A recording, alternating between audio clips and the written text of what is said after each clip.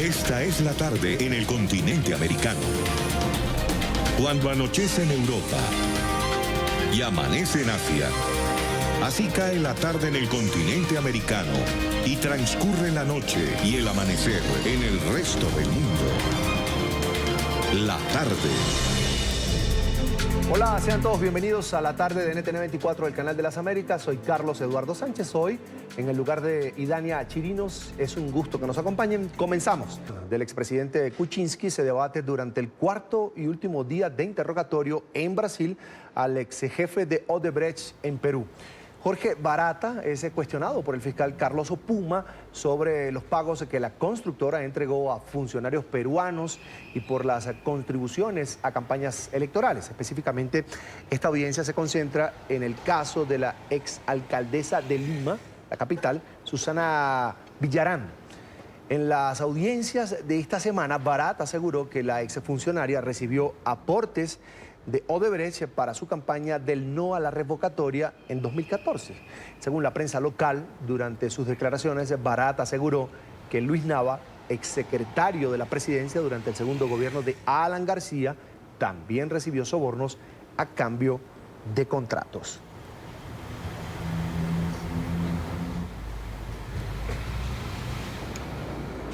Bien, nos acompaña a esta hora Francisco Eguiguren, es el miembro de la defensa del expresidente Pedro Pablo Kuczynski. Una muy buena tarde, gracias por aceptar esta invitación. Bienvenido a NTN 24. ¿Cómo está? Buenas tardes. Un saludo a usted y a todos quienes nos escuchan. Bienvenido, buena tarde. Tras la revocatoria, doctor, de esta medida de prisión preventiva, ¿cuál es la condición judicial actual del expresidente Kuczynski? Bueno, yo en este momento he estado en otra actividad, entonces no he leído ese resultado, no lo tengo en la mano. He estado en otra actividad, en una conferencia. Entonces no tengo el detalle, pero lo importante era que el revocar la prisión preventiva, lo que tenía que decidirse, que no lo he visto, como le digo, porque estaba en una conferencia, es o el arresto domiciliario o las medidas restrictivas de comparecencia con las que estaba, que le impiden salir, que le han embargado sus cuentas, pero que conserva, digamos, un nivel razonable de libertad. Señor Francisco, yo quería preguntarle también por ese informe médico, ¿qué dice sobre la salud del exmandatario? ¿Por qué se habla incluso de un riesgo de muerte que correría en este caso Pedro Pablo Kuczynski? Sí, poco antes de que se expidiera la resolución de primera instancia, dispuso, hace unos 2 o 3 días, que dispuso la prisión preventiva, la sentencia, la resolución del juez citaba el informe del médico legista, que el juez entendía como que no determinaba que el paciente se encontraba con una enfermedad grave de alto riesgo para su vida o incapacidad, aunque como hoy día reconoció la propia Fiscalía en su instancia superior, la interpretación que hizo el juez no era exacta, es decir, el médico legista describía una situación de salud, no entraba a esa calificación y por lo tanto la Fiscalía de alguna manera retrocedió porque tomó en cuenta el estado de salud que fue conocido por un informe médico privado de los médicos que lo están atendiendo en la clínica donde se encuentra internado y que da cuenta de una delicada afección cardíaca con temas de arritmia, de hipertensión, con riesgo de un paro y una muerte súbita. Todo ello, la Fiscalía propuso en la mañana, aunque no estaba previsto en la audiencia, que comparecieran estos médicos que habían hecho la noche de ayer el informe.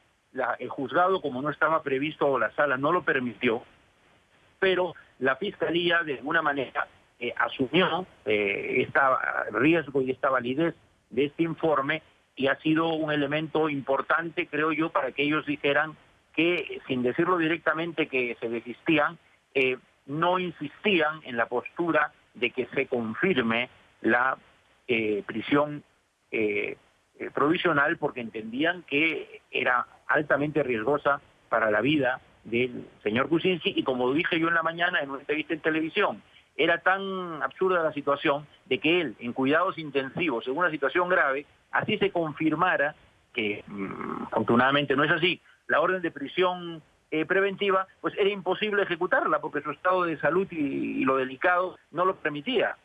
Esto ha servido, creo yo, para que la propia Fiscalía evalúe el asunto y deje en libertad a la sala para decidir por las propuestas alternativas que hizo la defensa, es decir, o la comparecencia con restricciones, que es la que tiene, o una figura de arresto domiciliario, pero de ninguna manera una prisión preventiva. Ahora, doctor, hablemos del proceso judicial como tal en contra del expresidente. ¿Con qué pruebas la Fiscalía mantiene viva esta causa en contra de Pedro Pablo Kuczynski? Bien, en verdad, todo esto se halla en una etapa de investigación preliminar de la Fiscalía. Yo me he sumado a esta defensa para aportar el enfoque constitucional y de derechos humanos. El proceso penal, que ya tiene bastante tiempo, está en manos del doctor César Nakazaki, que es un distinguido penalista. De la resolución que otorga la prisión preventiva, que fue la que apeló, se basa en informaciones respecto a hechos que se inician cuando el señor Kuczynski era ministro de Estado entre el 2001 y el 2004 o 2005, unas asesorías de una empresa de la cual es accionista, y de allí la Fiscalía construye que o eran sobornos o eran algún tipo de pagos ilícitos, y que todo lo que ha venido después en estos años ulteriores es un lavado de activos que lo considera un delito autónomo, que no hay por qué investigar los orígenes, y que Kuczynski encabeza una organización criminal que conforman su secretaria, su chofer y un ex socio suyo. Esos son los elementos que sustentan por manejos de ingresos que tuvo una empresa de la cual, residente en Estados Unidos, de la cual era o es accionista Kuczynski, y que coincidían estos contratos con empresas privadas que tenían contratos con el Estado cuando él era ministro. Y de ahí ellos coligen que ha habido algún tipo de enriquecimiento o de operación ilícita, y de ello que cualquier fondo u operación económica de los años siguientes se generó allí, y por eso lo acusan de lavado de activos. Bien, vamos a agradecer Es un proceso que va a seguir, que todavía está en una etapa que todavía no se produce una acusación. Por eso la Fiscalía pidió primero lo que se llama una detención preliminar, y luego pidió prisión preventiva, que obtuvo en primera instancia.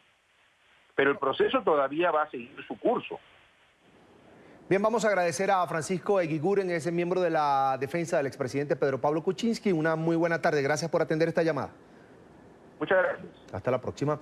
Ahora son exactamente las 4:17 de la tarde en Ciudad de México, y vamos a revisar otros temas que hacen parte de la agenda informativa del día. Es noticia la fuga de miles de migrantes centroamericanos y caribeños de un albergue en México. Cansados del hacinamiento en la estación migratoria, un grupo de 1.300 personas, en su mayoría de origen cubano, burló la seguridad del refugio ubicado en la ciudad de Tapachula, en el estado de Chiapas, cuando se realizaba el traslado de ciudadanos extranjeros. Según testigos, se empujaron las puertas y salieron. El Instituto Nacional de Migración informó que cerca de 700 personas regresaron, pero de las otras 600 aún se desconoce su paradero. Habemos mucho ahí, muy apretado de los derechos humanos aquí adentro. Dormimos en el piso. El presidente de México, Andrés Manuel López Obrador, se refirió a los hechos ocurridos en Chiapas. En su conferencia matutina, el mandatario aseguró que su gobierno trabaja para garantizar la seguridad y el respeto de los derechos humanos a los extranjeros. Agregó además que su administración seguirá otorgando visas de trabajo para quienes quieran permanecer en territorio mexicano. Insistió en que mantendrá una relación de armonía con el gobierno de Estados Unidos, pese a sus políticas duras en la materia migratoria. Otorgar visas de trabajo a los que quieran tener oportunidades de empleo. En eso estamos. Y lo segundo es protegerlos.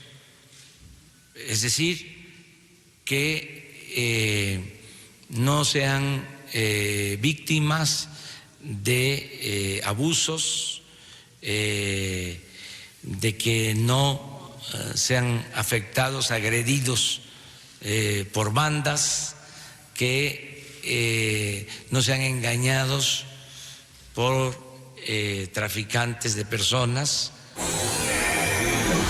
También es noticia la sentencia de 18 meses de cárcel que impuso un tribunal federal a la espía rusa detenida en julio del 2018 en Estados Unidos.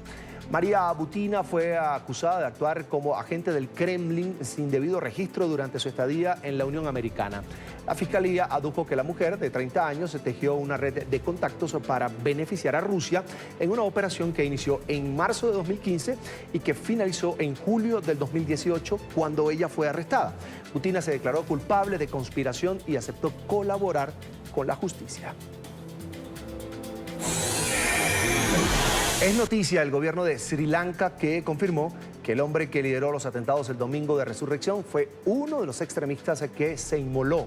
El terrorista apareció en el video del autodenominado Estado Islámico junto a los otros atacantes que detonaron cargas explosivas en iglesias católicas y hoteles de lujo. La cifra oficial de muertos tras los ataques es de 253, luego de que las autoridades rectificaran balances anteriores. El gobierno insiste en que el peligro sigue latente tras la identificación de al menos 140 personas sospechosas de tener vínculos con este grupo yihadista.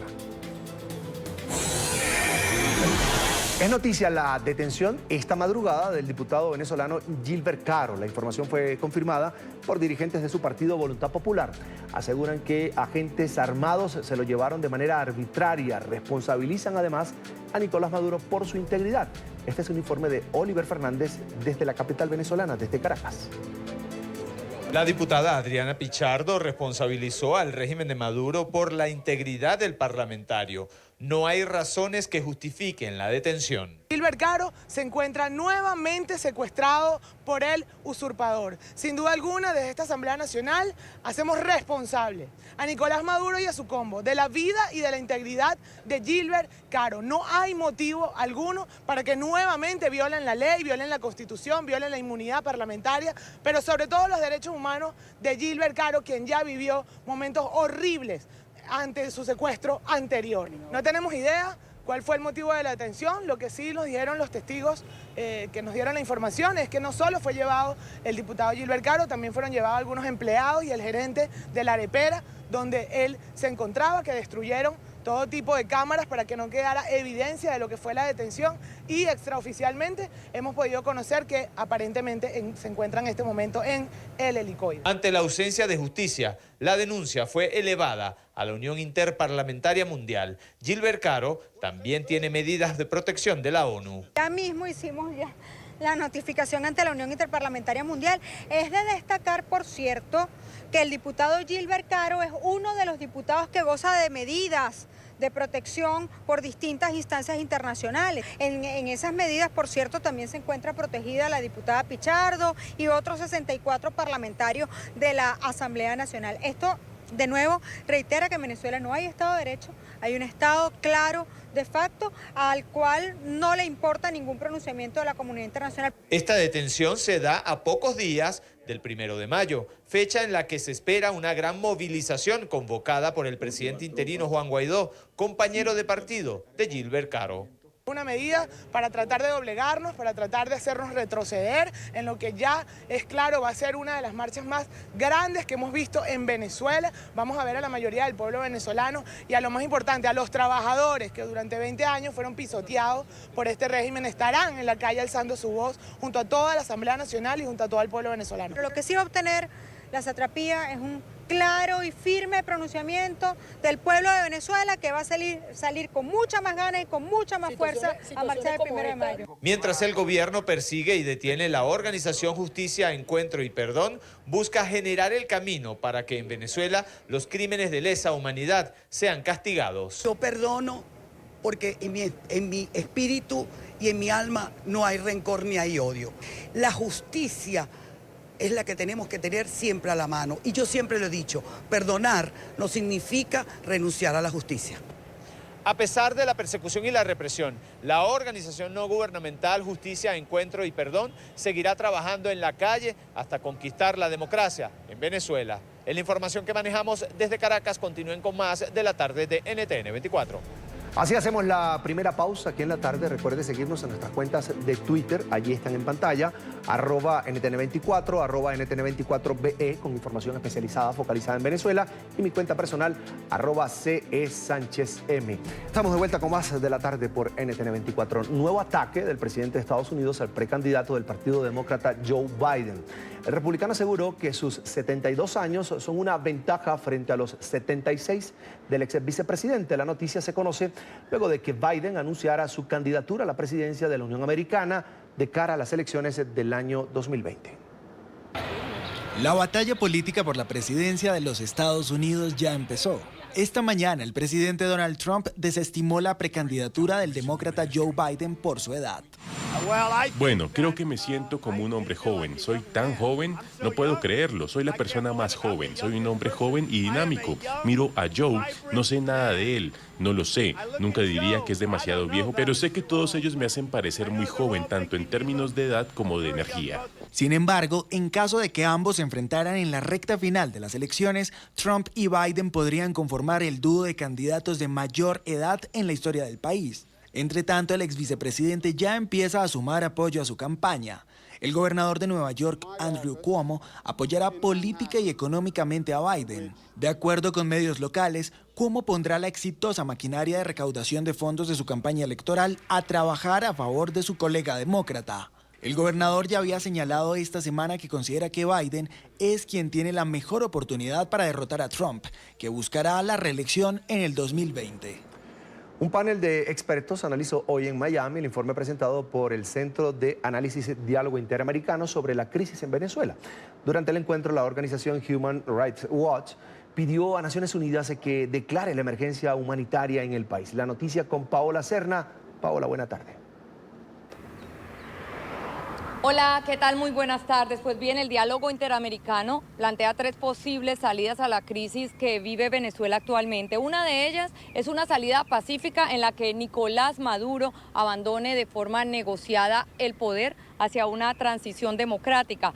La segunda opción es que las cosas sigan tal y como están. Nicolás Maduro logre mantenerse en el poder con la ayuda de los militares y terceros países como China y como Rusia. Y una tercera es que el régimen se afiance como una dictadura y haya más represión en contra de las personas en Venezuela. Hay varios escenarios que podrían ocurrir. Uno de ellos es una transición democrática relativamente limpia hacia un gobierno interino de Juan Guaidó. Pero también existe la posibilidad de un enfrentamiento extendido entre Maduro y Guaidó o incluso una transición no democrática en el cual otra figura autoritaria toma el poder en Venezuela. No se sabe cuándo ocurrirán estos cambios. Lo cierto es que la crisis humanitaria se vive el día de hoy en Venezuela y es por eso que Human Rights Watch hizo un llamado urgente al secretario general de las Naciones Unidas para que se declare dicha crisis humanitaria. La situación humanitaria en Venezuela no puede esperar a que haya una transición democrática concluida en el país porque la situación humanitaria empeora a diario. Por eso es indispensable que haya un liderazgo fuerte, claro, contundente y público de los altos niveles de Naciones Unidas, específicamente del secretario general de Naciones Unidas, que debe públicamente llamar las cosas por su nombre, decir que en Venezuela hay una emergencia humanitaria compleja. El informe nos dio una clasificación sobre cuál de estos posibles escenarios pudiera ocurrir.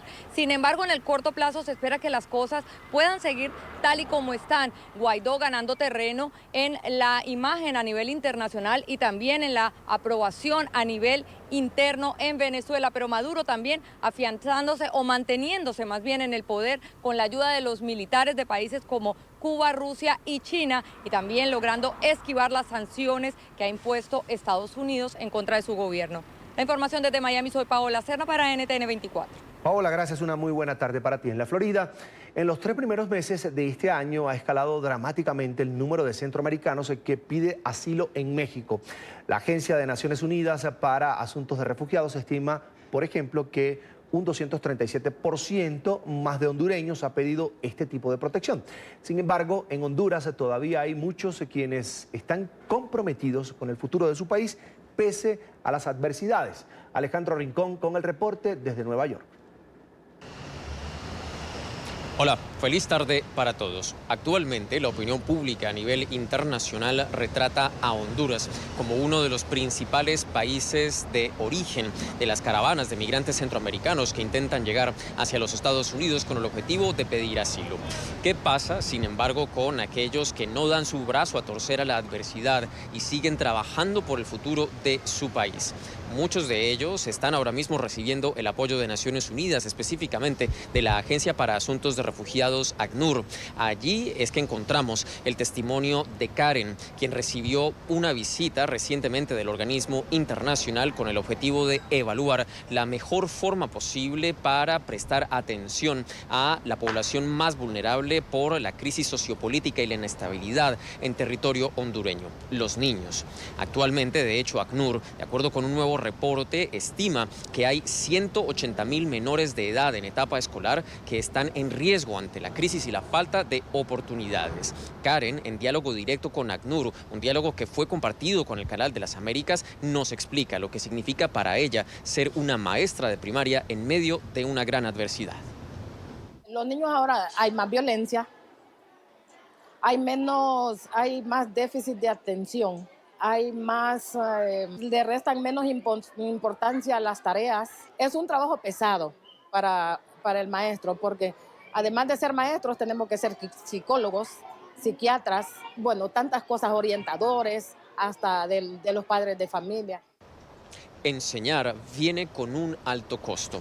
90 profesores han sido asesinados en Honduras desde el año 2010. Ahora mismo hay muchos que son víctimas de persecución y de extorsión. El director de la escuela donde trabaja Karen también habló directamente con ACNUR, cuyo testimonio fue igualmente compartido con NTN 24 sobre la realidad que enfrentan ahora los niños en etapa escolar en territorio hondureño.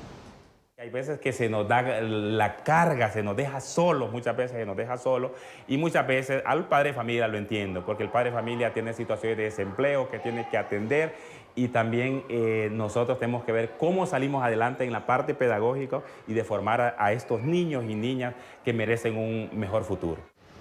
La labor que adelantan ahora los organismos humanitarios a nivel internacional es esencial, de forma tal que se generen algunos espacios de oportunidad para los menores en particular, que siguen siendo gran parte del volumen que compone las caravanas de inmigrantes que tratan de llegar a territorio de los Estados Unidos. De acuerdo con la Agencia de Naciones Unidas para los Refugiados, en los primeros 3 meses de 2019 incrementó en 237% el volumen de hondureños que han pedido asilo en México, que actualmente es el principal país no solo de destino, sino de recepción temporal de estas caravanas de inmigrantes en su trayecto hacia los Estados Unidos. Esta agencia a nivel internacional estima adicionalmente que se necesitan por lo menos 59 millones de dólares para atender las necesidades de estos migrantes centroamericanos.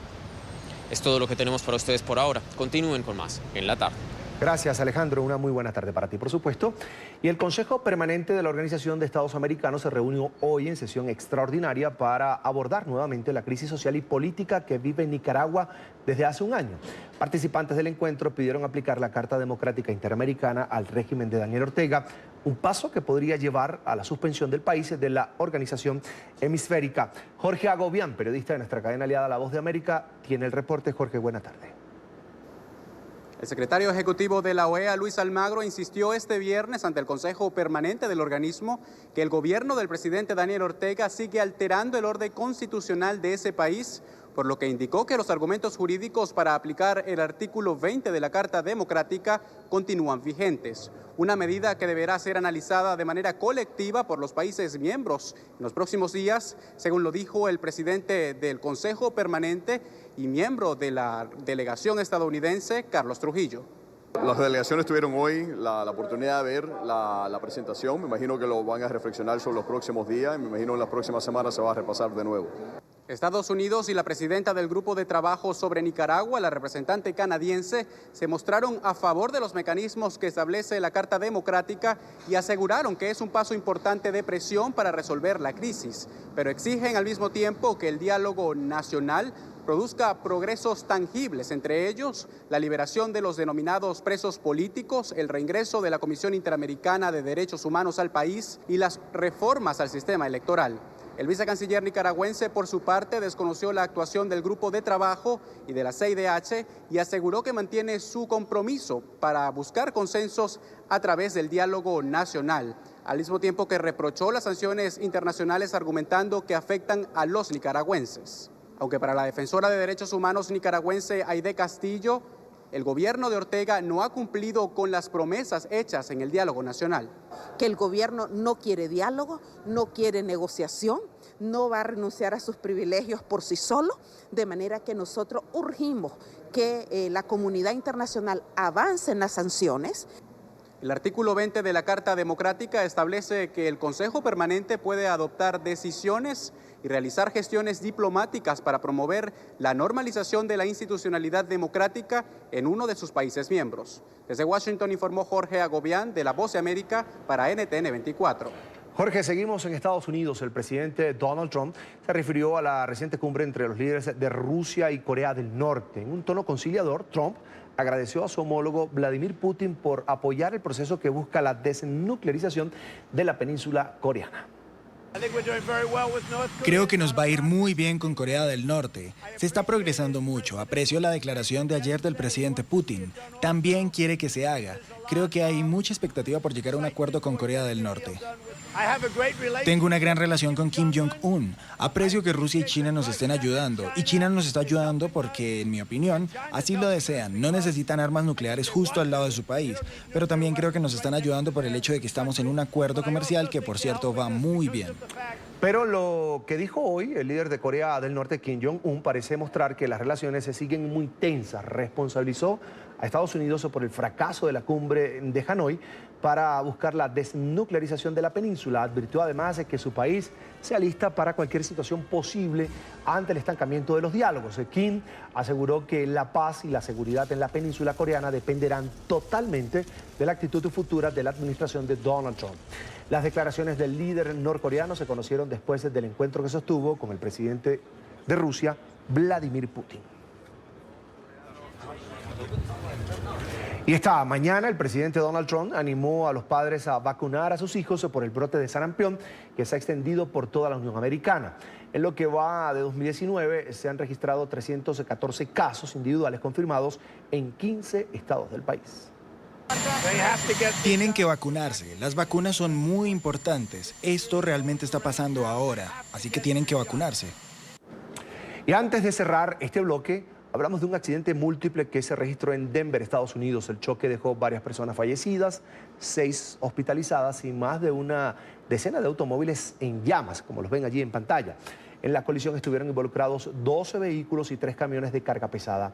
Hasta el momento no se ha especificado la causa de este siniestro. Presuntamente un camión cargado con madera y otro con colchones se estrellaron y se incendiaron. De nuevo a la pausa aquí en la tarde. Al regreso, más sanciones de Estados Unidos al régimen de Venezuela. Esta vez le tocó al canciller madurista Jorge Arreaza. Regresamos con información de Venezuela porque los trabajadores se cuentan con el ingreso más bajo del mundo, luego que el régimen de Nicolás Maduro sometiera al bolívar a una nueva devaluación. $13.46 por mes es el salario de un empleado en esta nación suramericana, dinero que se traduce finalmente en pobreza y en hambre. Se requieren, escuchen bien, 86 sueldos mínimos para que un ciudadano pueda adquirir los alimentos de la cesta básica, una cifra inalcanzable para la población. Este es un informe de Oliver Fernández desde Caracas. El equipo de NTN 24 ingresó a uno de los automercados de Caracas. Lo que se visualiza es la escasez y la desesperanza. Esta señora nos ilustra sobre lo que puede comprar con el sueldo de un mes. Señora, quisiéramos saber qué puede comprar usted con $3.46. Creo que me alcanza para estas 2 cosas, no sé si lo voy a poder pagar con ese sueldo. ¿Es lo único? Es lo único que puedo comprar. Así que pan con queso para todo el mundo en la casa. Este es el panorama en los automercados de Venezuela. Casi todos los anaqueles les falta productos. Sin embargo, los precios siguen siendo muy altos. Es muy difícil que una persona pueda subsistir con $3,46 por mes. Esta es la situación en los automercados de Venezuela. En 15 días el bolívar se ha depreciado 54% y pasó de 3.300 bolívares por dólar a 5.200, igualando al mercado paralelo. Esto se traduce en la destrucción del salario. No hay país que tenga ese salario. Ahora, ¿quiénes ganan ese salario en Venezuela? Lo ganan el 40% de los empleados públicos, ¿verdad?, de alcaldías, gobernaciones, entre otros, y 4 millones de pensionados y jubilados que reciben 1.800 bolívares. Nada, no le dan... el salario no es como si le pagara un trabajador con medio huevo diario. El segundo efecto de la devaluación es la subida de los precios. El régimen apuesta a vender el dólar más caro para recibir más bolívares. Es una dolarización de facto. Lo único que no está dolarizado es el salario. Si un bien, ¿verdad?, cuesta $1, tú lo puedes pagar con un billete de $1 o lo puedes pagar con 5.200 bolívares, es lo mismo. ¿Y qué hace el que recibe los 5.200? Va y compra $1. Esto no tiene salida, compañero. Este modelo no cierra por ningún lado. Una recesión brutal porque no hay crédito y un dólar disparado, encareciendo los costos y agravando la hiperinflación. A los ciudadanos que viven en las zonas populares, a esos que juraron defender tanto, los han abandonado. Así se sienten tras 20 años de revolución. Aquí estamos pasando hambre. Lo que pasa es que no ven la realidad de lo que está sucediendo aquí en el país. Pero que yo vivo en el cerro, yo sí sé. ¿Cómo es la vida en el cerro? La vida en el cerro, dígame si me empiezo a estar contándole. Eso es pésimo. ¿Y qué comen durante esos 3 meses? Bueno, yuca, papa... Ahorita mango en la mañana, mango en mediodía y mango en la noche. Ante esta realidad, los venezolanos están abandonando el bolívar como sistema de pago, al punto de cambiar bienes por divisas. Entonces las personas migran a lo que parece ser tanto lo que le permite realizar transacciones. Eso es lo que se llamaría la dolarización espontánea de la economía. Los venezolanos no piden un nuevo aumento de sueldo, se cansaron de promesas, solo exigen un cambio en el sistema de gobierno. Es la información que manejamos desde Caracas. Continúen con más de la tarde de NTN 24.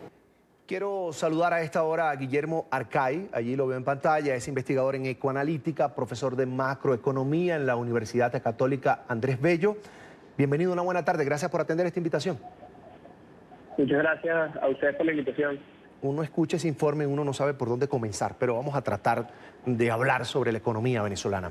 ¿Hay algún término, concepto que defina la situación actual de la economía venezolana, eso que están viviendo los millones de hogares pobres, empobrecidos además, durante este gobierno en Venezuela? Bueno, creo que hay muchos factores que están confluyendo simultáneamente. Principalmente lo que vive Venezuela es una hiperinflación. Es una hiperinflación que sigue desatendida, una hiperinflación donde el gobierno no ha intentado de atacar las dos principales raíces, que son el aumento acelerado de la oferta de dinero, la oferta de bolívares y la caída acelerada de la demanda de bolívares. Cada vez el Banco Central emite más dinero a la calle y cada vez más los venezolanos se deshacen de su dinero a una velocidad más rápida. Entonces, entre estas dos causas fundamentales están haciendo que el valor del bolívar frente al dólar y frente al resto de los bienes y servicios en la economía caiga aceleradamente. Esto se traduce en depreciación e inflación.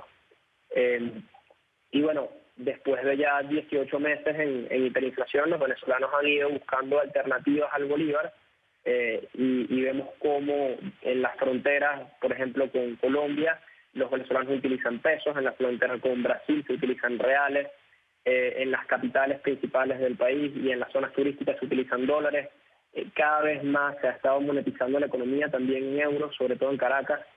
Y en las zonas del interior donde se trabaja mucho con la minería, se está utilizando el oro. Entonces vemos cómo esta dolarización espontánea que ha surgido en Venezuela ha causado que los venezolanos tengan que utilizar otros medios de pago si quieren realizar alguna transacción comercial. El gobierno siempre ha negado o se ha negado a la idea de dolarizar Venezuela. ¿Será que se está haciendo el Willy, como dicen en Venezuela, el loco, dejando que los venezolanos entren a ese mercado del dólar? Y mucha gente se pregunta, bueno, pero ¿cómo acceden al dólar que cuesta, el salario mínimo cuesta 3 y un poquito más de dólares? Es decir, ¿cómo hay acceso al dólar si el dólar incluso está controlado por el gobierno?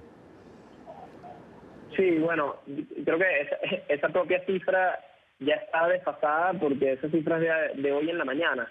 Ya hoy por hoy, a estas horas del día, el dólar se está transando a más de 6.000 bolívares. Entonces, el salario mínimo quedaría por debajo de los $3, como en $2.8.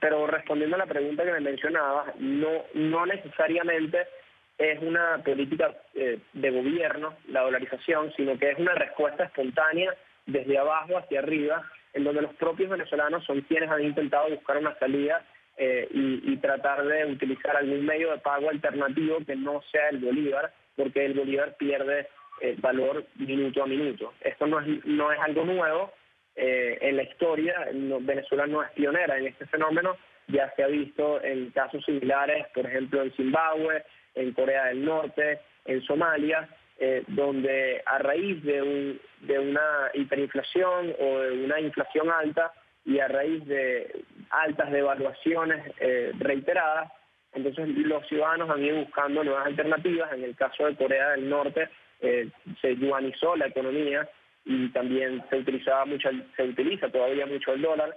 En el caso de Zimbabue llegó a haber una competencia entre más de 8 monedas simultáneas una vez que el dólar zimbabuense dejó de circular. Y bueno, en el caso venezolano tenemos una competencia entre el peso, el real, el dólar, el euro y el oro, por ver quién será el medio de pago por excelencia en la economía venezolana. 86 salarios mínimos, me imagino que como el dólar sigue subiendo en Venezuela, esto aumentó también. Para poder comprar alimentos, creo que ni teniendo salarios en dólares en Venezuela, las familias pueden sobrellevar esta situación. Y vuelvo al tema de la hiperinflación, que es el término que pusimos desde que iniciamos la entrevista. Después de la hiperinflación, ¿qué? ¿Eso tiene un término? ¿Explotará? ¿O qué es lo que viene? ¿Un estallido social en Venezuela? Bueno, existe evidencia empírica, evidencia histórica de que las hiperinflaciones en algunos casos traen cambios de política económica. Una hiperinflación solo puede terminar si hay un cambio de política económica que genere suficiente confianza, que retome la demanda de bolívares en el país y que deje de emitir dinero, que deje de emitir bolívares en este caso, para controlar la oferta de bolívares. Sin política económica no puede haber una estabilización de los precios y un fin a la hiperinflación. Si eso no sucede, entonces la alternativa es la desaparición del bolívar y la entrada en juego de otros medios de pago alternativos, como ha estado sucediendo. Hoy por hoy el bolívar sigue existiendo, la mayoría de los establecimientos siguen aceptando bolívares, pero en el futuro eso no es una garantía, eso podría dejar de suceder. Cuando me mencionas acerca de cómo, bueno, Venezuela es una sociedad que está altamente empobrecida. Según cifras de la encuesta nacional de hogares de 2017, ya la pobreza estaba cerca del 87%, en 2018 aumentó aún más, y el cálculo de pobreza por la vía de ingreso dejó de ser informativo, porque ya en 2018 más del 98% de las familias entraban dentro de la zona de la pobreza bajo esta definición. Entonces ya se empiezan a tener que utilizar otros cálculos si se quiere discriminar entre los menos favorecidos y los más favorecidos, porque Venezuela es un país donde la mayoría de las personas, o casi la totalidad de las personas hoy por hoy, son pobres. Entonces, bueno, el consumo ha caído drásticamente, las ventas de los establecimientos han caído drásticamente, y vemos cómo a raíz de que la restricción presupuestaria de los hogares es cada vez más achicada, los venezolanos nada más tienen suficiente dinero para destinar a compra de alimentos y cada vez más a compra de transporte, a pago de transporte. Entonces los precios de tanto los alimentos como el transporte están aumentando a un ritmo mucho más exponencial que el resto de los precios de la economía y los establecimientos que no se dedican a vender alimentos y los servicios que no se dedican a proveer transporte están cerrando cada vez a un ritmo más acelerado. Esta es una economía que poco a poco se apaga y que cada vez está más intervenida por un Estado profundamente socialista. Y bueno, sin un cambio político es inevitable que el colapso sea total. Complicado realmente el panorama económico para Venezuela.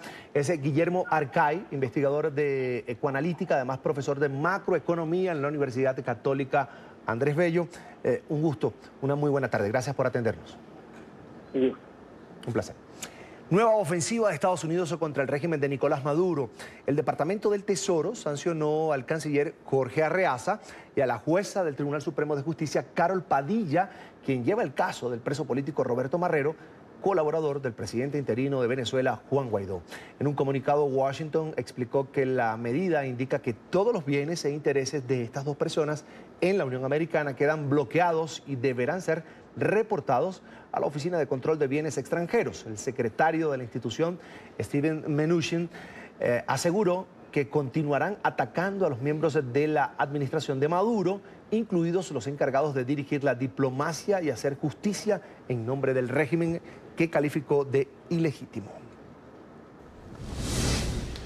Todos los bienes e intereses en la propiedad de estos individuos y cualquier entidad que se encuentren en los Estados Unidos o en posesión o control de las personas estadounidenses y sea propiedad directa o indirectamente del 50% de los individuos designados están bloqueadas y deben ser reportadas a la Oficina de Control de Activos Extranjeros. Los Estados Unidos no se mantendrán atentos y observarán mientras el régimen ilegítimo de Maduro hace morir de hambre al pueblo venezolano de su riqueza, humanidad y derecho a la democracia. Jorge Arreaza reaccionó a las sanciones de Estados Unidos en un mensaje a través de su cuenta en Twitter. Dijo que se trata de una respuesta desesperada de la administración de Donald Trump. Hay reacciones que confirman que transitamos el camino correcto y nos dan más fuerza para luchar. Ayer en la ONU denunciamos de forma irrefutable el bloqueo criminal de Estados Unidos contra Venezuela. Hoy la administración Trump responde con desespero contra nosotros. Les duele la verdad. La prensa también en la mira del régimen y de grupos armados. El Sindicato Nacional de Trabajadores de la Prensa en Venezuela reporta más de 2.000 ataques a comunicadores durante los últimos 5 años. Ante esta crítica situación, organismos defensores de derechos humanos en alianza con la Embajada Británica capacitan a los periodistas para saber qué hacer ante cualquier incidente. Luis Alejandro Laya en Caracas, nuestro periodista, tiene más información. Luis, buena tarde. Hola, buenas tardes. Dedicarse al periodismo en Venezuela es una actividad de riesgo, lo indican las propias cifras. Más de 2.000 ataques han ocurrido en los últimos 5 años en contra de periodistas o trabajadores de la prensa. Esto según cifras recopiladas por organismos defensores de periodistas en Venezuela. Han presentado un manual sobre cómo ejercer y cómo protegerse de los riesgos durante el ejercicio periodístico y además los propios trabajadores señalan sentirse perseguidos. 2020 ataques a la libertad de expresión, de los cuales el 80% tienen como responsable o victimario directo al Estado venezolano a través de los organismos de seguridad o a través de los funcionarios públicos. Las violaciones a la libertad de prensa comprenden las agresiones a periodistas, ataques a medios de comunicación, detenciones, robo de equipos, entre otros. Esto sumado a la intención de silenciar la información veraz, la realidad del país. Evidentemente tenemos el obstáculo poder, que no quiere que se cuenten las cosas o que quiere controlar la narrativa desde el gobierno. Entonces, claro, allí hay dos tipos de riesgo. El primero, el riesgo de que digas algo que no... que después te genere un castigo, y también el tema que significa la censura, la autocensura. Uno de los factores de riesgo más recientes y que ha ido en ascenso según los datos recopilados es la desaparición forzosa de periodistas, encubiertas como una detención en la que se les impide la comunicación, se desconoce su paradero y no se informa sobre su estado de salud. Tanto ha sido su recurrencia que aunque se corresponde con una detención arbitraria, solo que durante sus primeras horas constituye una desaparición forzosa, decidimos categorizarlo en sí mismo. Michael Iriarte sufrió una situación similar a principios de este año. Fue detenido en el Palacio de Miraflores por más de 12 horas. Aunque está consciente de no haber cometido ningún delito, asegura que la intención es ocasionar miedo y amedrentar. Al comienzo, las 2 o 3 primeras semanas, yo no quería ni siquiera pasar por Miraflores. Yo hoy día no quiero ni siquiera pasar por Miraflores.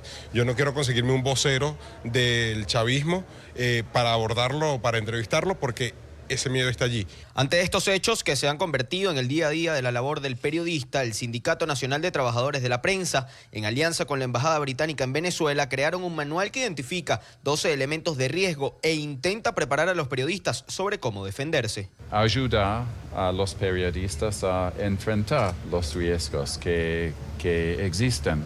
Son riesgos legales, físicos, ambientales, políticos, económicos. El embajador señaló que para su país es relevante la defensa de los derechos humanos en el mundo. La libertad de prensa e información es fundamental para una democracia, la que hoy está en riesgo en la nación. Bueno, no es un secreto que hay una crisis aquí en Venezuela. Es una crisis económica, es una crisis política, es una crisis humanitaria.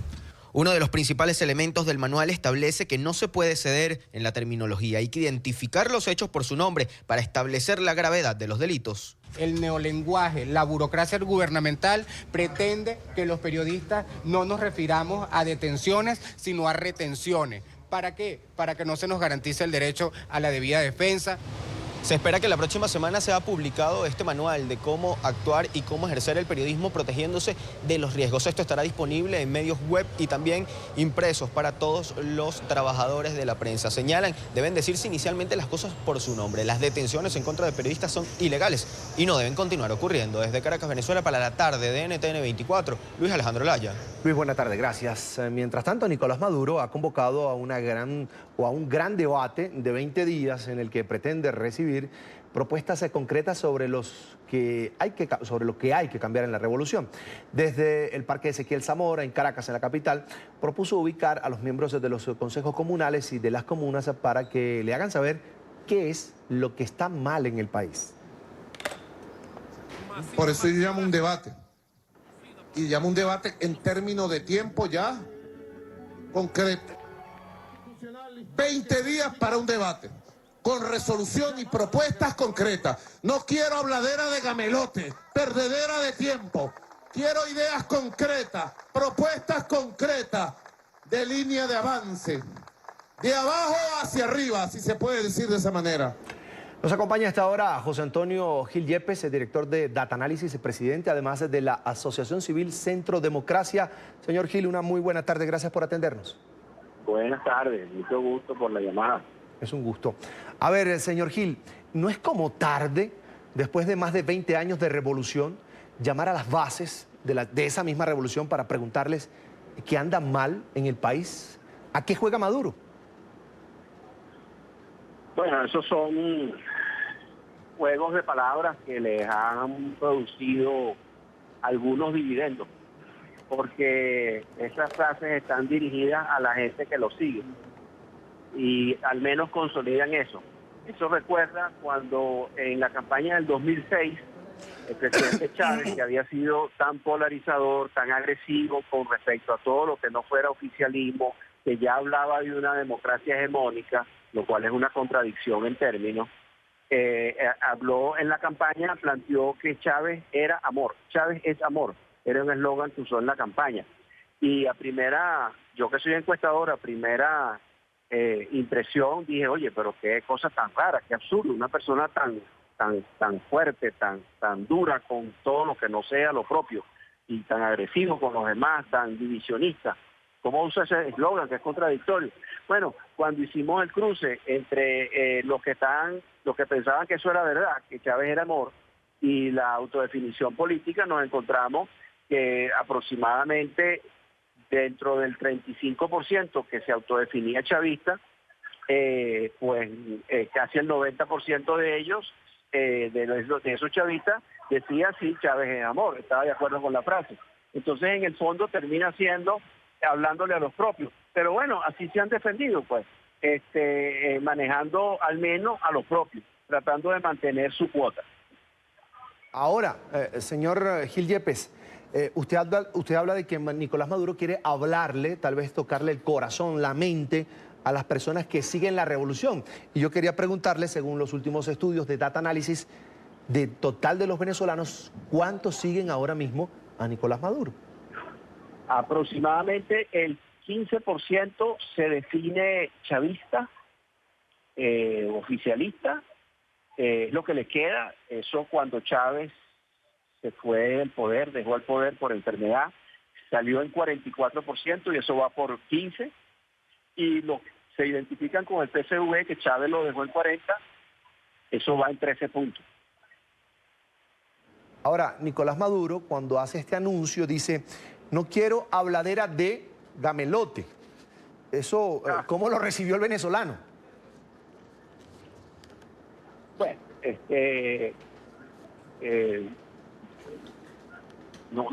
ahí sí no sé qué quiere hacer él con eso, porque habladera de gamelote, habladera de tontería, no, por no decir una palabra un poquito, bueno, que no viene al caso. Pero si alguien habla cosas a diestra y siniestra y dice disparate, es él. Entonces, y tantas promesas y tantas ofertas y tantas ilusiones frustradas, todo eso es gamelote. Entonces yo ahí sí no sé qué es lo que quiere decir con eso. Ahora, señor Gil Yepes, yo quería preguntarle, porque usted dice, ellos les ha resultado, desde que estaba Chávez, la estrategia de seguir hablando de esta manera, bonita, de alguna manera acercando a los pobres al gobierno, haciéndolos importantes. En medio de esta crisis profunda que vive económicamente y social y políticamente Venezuela, ¿ese discurso todavía cala, todavía genera sentimientos? Retrasa la salida del redil, retrasa la desconexión con el presidente y con el oficialismo, lo retarda, porque obviamente no puede haber sido perfecta esa estrategia en la medida que Chávez dejó la autodefinición política en 44% y eso va por 15%. Pero sí retarda la salida y mantiene alguna esperanza de reconexión en la medida que levantan nuevas banderas de repartir dinero, o ahora volvieron a tomar el tema de que han repartido 2,5 millones de unidades de vivienda a través de la Gran Misión Vivienda de Venezuela. Entonces esas cosas vuelven a renovar alguna esperanza. Y al gobierno comunicacionalmente le ha ido demasiado bien. El gobierno ha sido verdaderamente muy capaz en su estrategia comunicacional de mantener unas lealtades que no merece y mantener una identificación partidista y cierto apoyo al gobierno que no merece.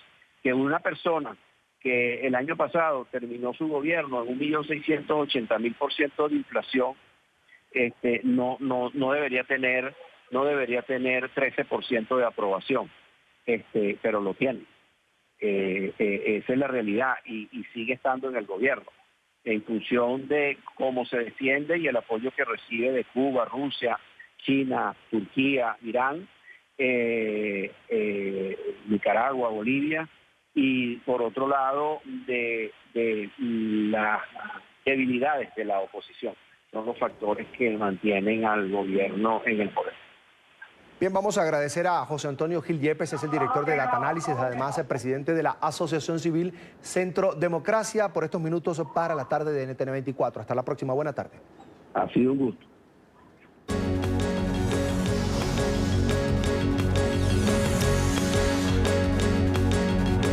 En Colombia se adelanta a esta hora una audiencia en los tribunales de la Jurisdicción Especial para la Paz, donde se evalúa el caso de alias El Paisa, uno de los desmovilizados de las cabecillas, además de las FARC.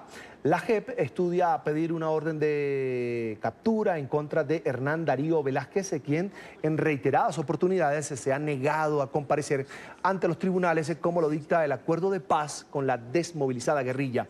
El ex jefe del grupo ilegal asegura que no se ha presentado ante la JEP al declarar que no hay garantías.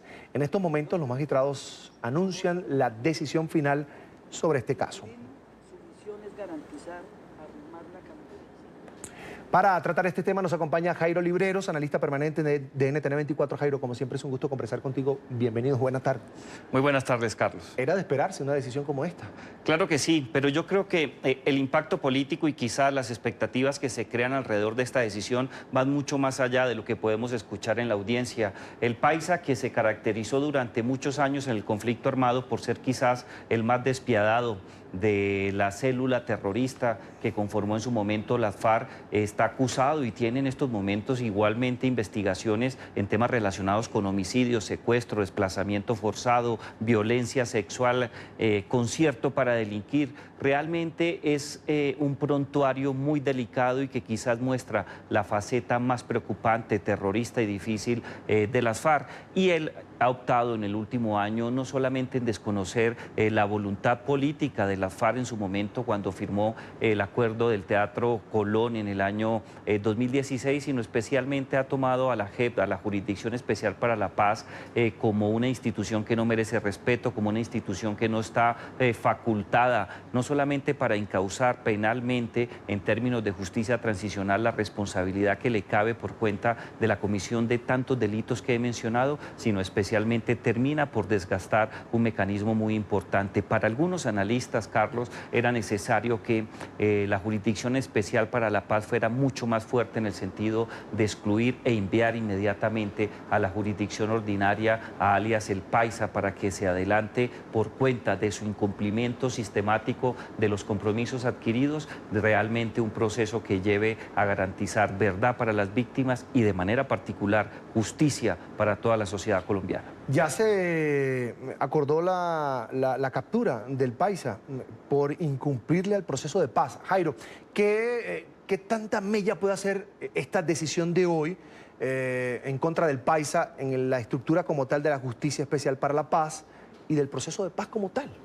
Aquí hay que tener en cuenta que aquí hay dos efectos perversos en relación con una situación del país. En primer lugar, es necesario que las autoridades que corresponden en materia de competencias a adelantar el procedimiento de captura tengan la capacidad de materializarla en el corto plazo. Algunas fuentes, especialmente vinculadas con inteligencia, aseguran que el Paisa no está en territorio colombiano, que ya cruzó la frontera y que actualmente goza no solamente de un mecanismo de protección e impunidad por parte del gobierno de Miraflores en Venezuela, sino especialmente condiciones que le garantizan tranquilidad y poder mantener desde Venezuela la conducción y el comando de algunos grupos disidentes que él está interesado en mantener alzados en armas. El tema de la captura va a ser determinante, pero también hay algunos efectos positivos. Hay que tener en cuenta que cuando este personaje sistemáticamente no quiso cumplir con las decisiones relacionadas con la JEP y particularmente el cumplimiento y la presentación de los informes necesarios sobre las actividades que adelantaba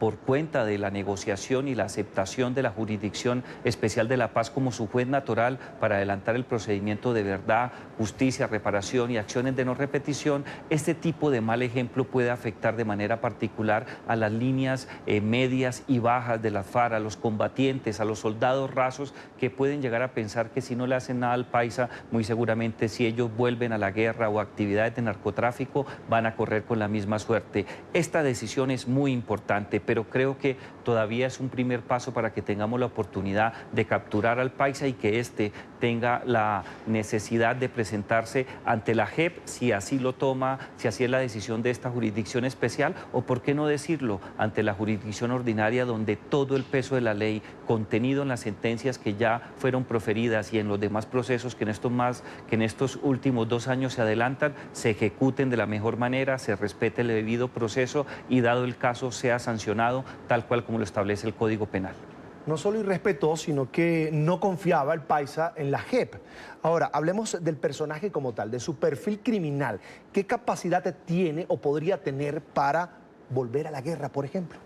Yo creo que en estos momentos pensar que él tiene la capacidad de volver a la guerra yo creo que dista mucho de la realidad. Es un personaje absolutamente peligroso. Sus inicios, por lo menos así lo ha dictaminado la inteligencia militar y la inteligencia de policía, gira en torno de una vinculación que tuvo con Pablo Escobar, fue uno de sus sicarios, posteriormente termina siendo el hombre de confianza del Mono Jojoy, uno de los cabecillas más peligrosos, que tiene un récord criminal muy fuerte, que perdió la vida en un bombardeo, en una actividad que se realizó hace ya algunos años bajo la administración del presidente Juan Manuel Santos, una persona que tiene un prontuario muy grave.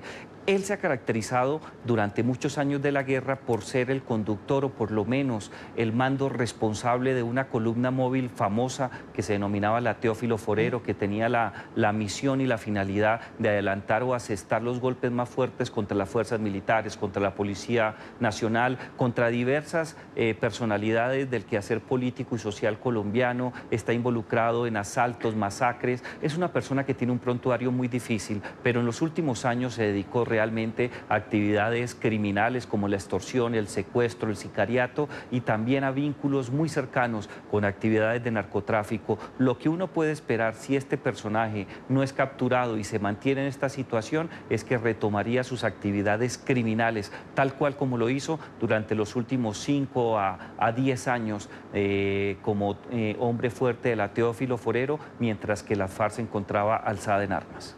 Hay otros perdidos de la JEP.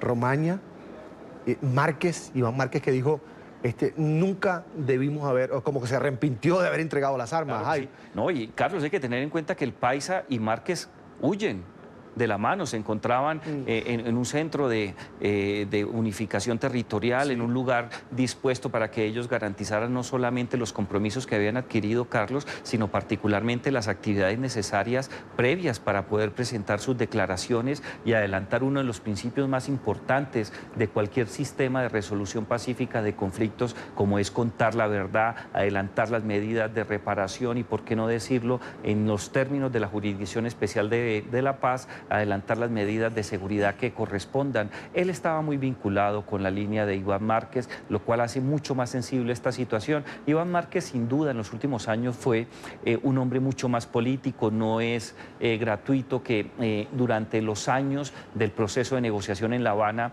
ocupara la posición de jefe negociador por parte de la FARC, pero existen muchos personajes con alto perfil político y todos con un perfil militar delictivo que en estos momentos desconocen por completo lo que suscribieron en el Teatro Colón de Colombia a finales del año 2016, sino que muy seguramente están dispuestos a mantenerse en el mundo criminal, en la clandestinidad y afectando la vida, la seguridad y la tranquilidad de los colombianos y de la democracia colombiana. Jairo, otro tema que quiero tratar contigo, aprovechando tu visita. Bogotá se repone de las graves consecuencias que dejaron los disturbios registrados ayer, después de las marchas adelantadas, por supuesto, en la capital colombiana en contra de los planes, los proyectos del presidente Iván Duque, del gobierno. Varios desadaptados, encapuchados, dirigieron sus ataques contra varios edificios, monumentos emblemáticos, además de la Plaza de Bolívar, esto en el centro de la ciudad, la Catedral Primada y la estatua, además, del libertador Simón Bolívar, fueron blanco de los vándalos. Los daños, escuchen bien, superan los 120 millones de pesos, la moneda local, y su reparación tardará más de un mes. ¿Qué crees tú que hubo detrás de eso? Una movilización que cívicamente, pacíficamente habría transcurrido durante primeras horas del día, incluso entrada a la tarde, sí, y finaliza de esta manera. Carlos, aquí hay dos eventos que es necesario diferenciar. Una cosa es la protesta pacífica, la protesta social, que goza de respaldo constitucional y legal, y por qué no decirlo con mayor precisión, de respaldo convencional, de acuerdo a lo establecido en la Convención Americana sobre Derechos Humanos y en otras herramientas internacionales. Y una cosa completamente diferente es el vandalismo, es la actividad criminal, es una actividad que busca no solamente afectar la armonía que puede tener la protesta social, la reivindicación mediante la protesta de muchos intereses sociales y de necesidades básicas insatisfechas en un país como Colombia, pues que está en el tercer lugar de los países más inequitativos del mundo. Pero estos grupos que aprovechan este tipo de situaciones, creo que es una alerta y una alarma muy sensible para Colombia. Cuando uno ve los videos que se han conocido en las últimas horas, los hemos presentado en NTN 24 y en nuestra cadena aliada Noticias RCN, queda muy claro que son personas que tienen no solamente actividades coordinadas, que han sabido planificar,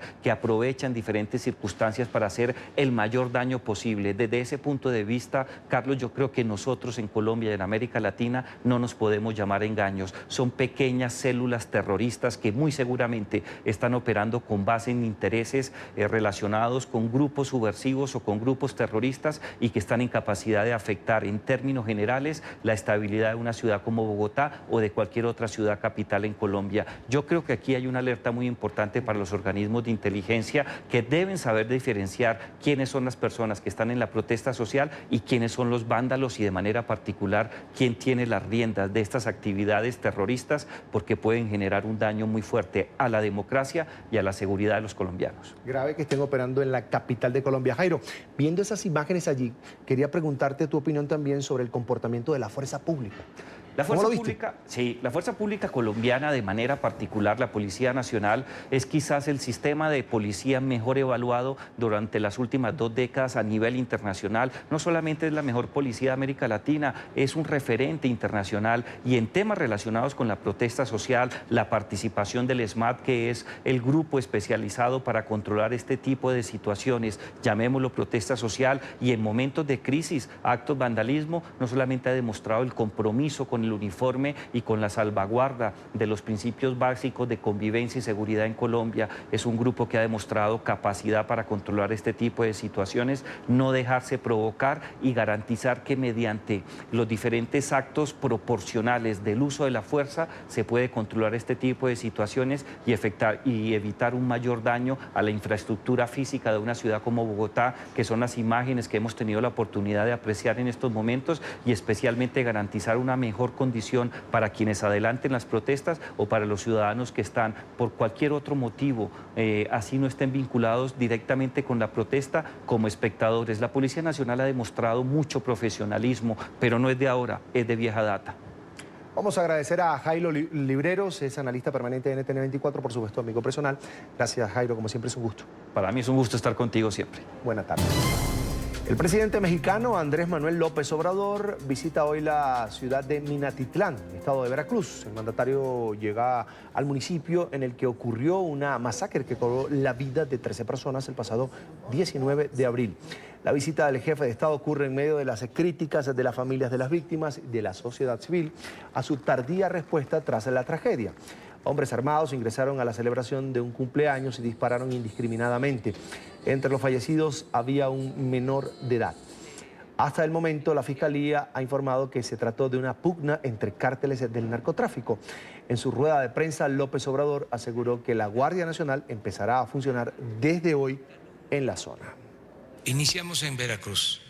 El día de hoy en Minatitlán, con la Guardia Nacional. Por eso me acompaña el Gabinete de Seguridad y el general secretario Crescencio Sandoval va a informar sobre este asunto en particular. Recuerdan de que son 266 coordinaciones. Ese es el programa. Tener protección para los ciudadanos en 266 coordinaciones territoriales. Ahí van a haber elementos de la Guardia Nacional en cada una de estas coordinaciones. A esta hora quiero saludar a Juan Ibarrola, especialista en temas militares en México. Señor Juan, bienvenido, una muy buena tarde. Muy buenas tardes, Carlos Eduardo, para ti y para todo el auditorio. Buenas tardes. Es un gusto. Tardes. Con la activación hoy de la Guardia Nacional, ¿estamos frente a una nueva militarización en México? No, yo creo que el presidente no lo explicó de una manera correcta. La Guardia Nacional todavía no puede operar.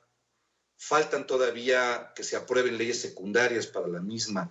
Falta todavía una ley orgánica que pueda tener esta Guardia Nacional. Es decir, la Guardia Nacional existe solamente en papel.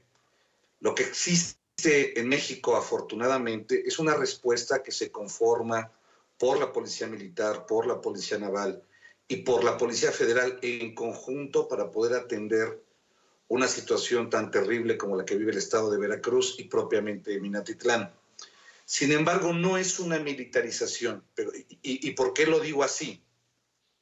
Porque al final de cuentas no se puede llevar la militarización a la seguridad pública en municipios o en estados de México. No existe esa capacidad de gente. Las Fuerzas Armadas mexicanas no son arriba de 300,000 elementos. Difícil para poder cubrir todo el territorio nacional, dejando de hacer las labores militares. Por eso creo que no es una militarización. Lo que sí existe es una respuesta del gobierno de México para poder atender situaciones tan terribles como las que vive Veracruz. En este caso, agrupando a la Policía Militar, a la Policía Naval, ya a la Policía Federal, en algo que todavía no se le puede llamar Guardia Nacional. Sin embargo, bueno, el presidente le quiso dar este calificativo. Ahora, las dudas de los mexicanos sobre este nuevo cuerpo de seguridad, es decir, la Guardia Nacional, usted lo dice muy bien, solo está por ahora en papel. Le pregunto, ¿son válidas si tomamos en cuenta, por ejemplo, el proceso de coordinación, de capacitación? Sí, a ver, recordemos algo importante, y esto es lamentable. Casi el 90% de los mexicanos se siente inseguro de vivir en las ciudades donde viven. Se necesita una respuesta contundente y efectiva a los problemas de seguridad pública. Y, por supuesto, la gente está completamente de acuerdo en que se utilice una disciplina militar. ¿Y por qué lo digo? Porque son precisamente el Ejército y la Marina mexicanos las instituciones de mayor nivel de confianza en los ciudadanos mexicanos.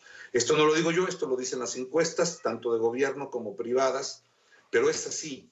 O sea, México sí necesita de sus Fuerzas Armadas para que colaboren en materia de seguridad pública.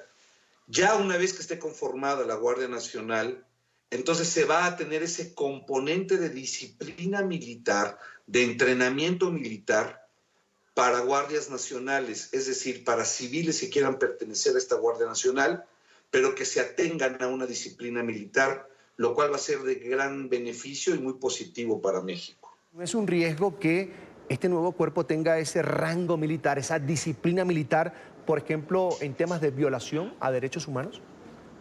No, te pongo un ejemplo estadístico muy importante. En los últimos 10 años, las Fuerzas Armadas han recibido, bueno, la Comisión Nacional de Derechos Humanos de México ha recibido más de 140,000 denuncias por supuestas violaciones a derechos humanos cometidas por militares en 10 años. De estas 140,000 denuncias, solamente 137, no 137,000, 137 se han convertido en recomendación por parte de la Comisión Nacional de Derechos Humanos hacia las Fuerzas Armadas. Estamos hablando del 0.6% de violaciones, es decir, en la realidad, en la práctica, no tenemos unas Fuerzas Armadas que violen derechos humanos en México, ni mucho menos sistemáticamente, como se ha querido entender, no. Debemos de ponerlo en un plano objetivo. Las Fuerzas Armadas en este país tienen más de 100 años, es decir, lo que conocemos como Ejército, como Marina, como Fuerza Aérea, y en estos 100 años jamás han querido usurpar el poder, jamás han querido violar derechos humanos, jamás han querido abusar del pueblo. Aún y a pesar de lo que se pueda llegar a creer, esto no sucede en México. Tenemos Fuerzas Armadas que están para servir a la gente, para servir al país y, por supuesto, para servir al gobierno en turno. Quiero aprovechar esta oportunidad, señor Juan, para preguntarle, porque la respuesta que dio el presidente Andrés Manuel López Obrador ante la masacre de Minatitlán fue calificada como tardía. El presidente recibió críticas, por supuesto, directas de los familiares de las víctimas, pero también hay quienes dicen que desde que llegó al poder y más allá de su popularidad, que es muy alta, AMLO pues no ha hablado mucho, no ha tocado en profundidad el tema de la lucha contra el narcotráfico y el tema de la inseguridad, que es el principal problema que reportaron los mexicanos durante la campaña electoral. Y creo que es correcto, no se ha pronunciado de una manera estratégica en función de lo que va a pasar. Al final de cuentas se está dejando todo en manos de la creación o de la respuesta que va a dar la creación de la Guardia Nacional. Es muy importante que se haga, es necesaria la Guardia Nacional. Sin embargo, no puedes basarse en una estrategia de seguridad intermedia o de seguridad pública federal solamente en la creación de un cuerpo como la Guardia Nacional. Se tienen que alinear los estados, se tienen que alinear los municipios, deben existir mejores policías, mejores pagadas, más dignas, más profesionales en México, que desafortunadamente no en todos los lugares existen. No voy a decir que es una generalidad, pero no en todos los lugares. Minatitlán es un caso, no tiene una policía municipal que pueda dar una respuesta verdadera. De las 202 cámaras de videovigilancia urbana que tiene Minatitlán, solamente sirven 14. Entonces, ¿se necesita una respuesta municipal y estatal para poder atender los problemas de seguridad pública? Por supuesto que sí, porque aún si no es así, si no se va a dar esa respuesta, ni teniendo una gran Guardia Nacional se van a poder solucionar los problemas. Esto ya lo hemos vivido muchas veces en México. Vamos a agradecer a Juan Ibarrola, es especialista en temas militares en México, por habernos concedido estos minutos para la tarde de NTN 24. Será hasta la próxima, una muy buena tarde. Gracias, Carlos Eduardo. Un saludo para ti y para todo el auditorio. Hasta pronto. Pausa. Si escucha esta historia, se ha convertido en el personaje que alegra a cientos de niños en hospitales de Madrid. Cambia su uniforme de un superhéroe y le entrega su tiempo y devoción a los menores que están en tratamiento. Este es un informe de Marcelo Moncayo desde la capital española. Hola, ¿qué tal? Saludos para ustedes en la tarde, amigos televidentes. Queremos contarle la historia de Eduardo Balboa, un policía español que aprovecha su tiempo libre para vestirse de hombre araña y visitar a los niños que se encuentran en distintos hospitales de España. Él es Eduardo Balboa, un joven policía español que desde hace 6 años quiso hacer algo más con su deseo de servir a la gente. Y no encontró mejor forma que vestirse de hombre araña para cumplir los sueños de muchos chicos que están recibiendo distintos tratamientos médicos en hospitales del país. Y así, vestido de su superhéroe favorito, aprovecha todos sus días libres para recorrer pasillos y habitaciones, para regalar abrazos y llevarse sonrisas. El miércoles acaba todo. Qué bien. Me encanta. ¿Se puede? ¿Spiderman? Vengo buscando a Sofía. ¿Te puedo dar un abrazo? Sí.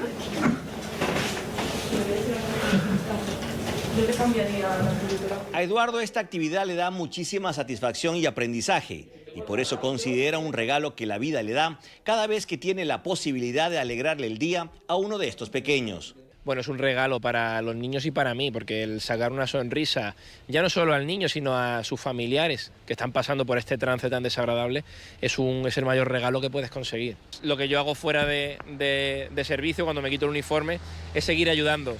Y el traje de hombre araña, pues lo que hace es que pueda acercarme a estos niños con mayor facilidad. Yo creo mucho en las señales. Yo empecé con los niños con cáncer sin ningún tipo de disfraz en mi tiempo libre, y un día almorzando en casa vi un papá en Estados Unidos que se disfrazó de Spiderman para visitar a su hijo con cáncer, y ese hombre me dio la inspiración de hacerme un traje de Spiderman y poder ir a los hospitales de toda España.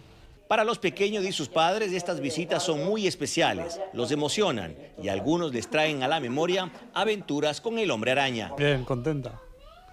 Sí, Bueno, tú también estás emocionado. Sí.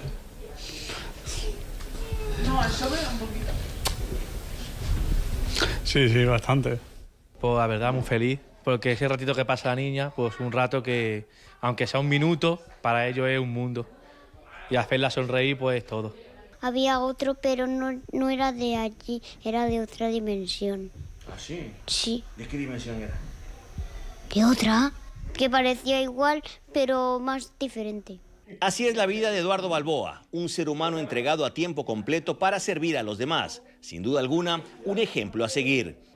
Televidentes de la tarde, pero Eduardo Balboa no se cansa de ayudar. También tiene una campaña para impulsar la donación de médula, y esta la desarrolla vestido de Capitán América. Este es el informe para la tarde. Marcelo Moncayo, NTN 24, Madrid. Cerramos con cine. Avengers Endgame, la película número 22 del universo cinematográfico de Marvel, se estrenó ayer en 25 países del mundo y con solo 24 horas en cartelera ya recaudó, escuchen bien, $169 millones de los cuales el 63% proviene de China. Se espera que la cinta que reúne a los superhéroes de Marvel genere entre 200 y 260 millones de dólares en su primer fin de semana en las pantallas de los Estados Unidos.